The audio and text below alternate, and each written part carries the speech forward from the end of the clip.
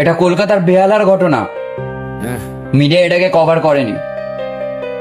11 বছরের বাচ্চা মেয়েকে গণধর্ষণ করা হয়েছে। ছি, শোনো। খবর খুলে দেখি আবার মানবতা আজ রক্তাক্ত। একটা মেয়ের ভাঙা চিৎকার শহর জুড়ে নিস্তব্ধ। স্কুল ব্যাগে তার হাজার স্বপ্ন, চোখে ছিল রঙিন অঙ্গীকার।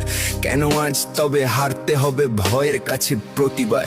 রাস্তা জুড়ে আলো জ্বলে তবুও কেন অন্ধকার? নিরাপত্তার প্রতিশ্রুতি মিথ্যে প্রমাণ আজ আবার। ওই মেয়েটার বয়স কত, যৌবনেরও আসেনি ছাপ।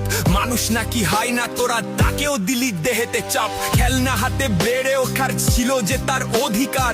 সবাই মিলে ছিঁড়ে খেলি করলি তার বলাৎকার। বেকার ভাতাও পেতিস তোরা, মানুষ তো তোরা কেউই না। লালসা যদি এতই থাকে ভাতার টাকায় মেটা না।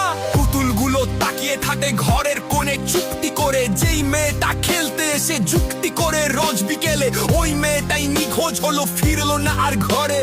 কি বা তার অপরাধ সে মেয়ে হয়েছে বলে? ওরা যদি মানুষ হতো এতটা নিচে নামতো না।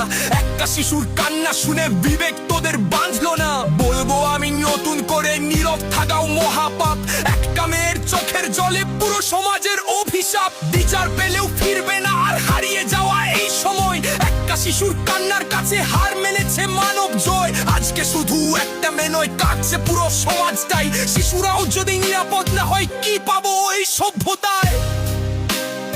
হ্যাঁ, কি পাবো এই সভ্যতায়? এটা কোনো র‍্যাপ নয়, এটা সমাজের একটা নোংরা দিক।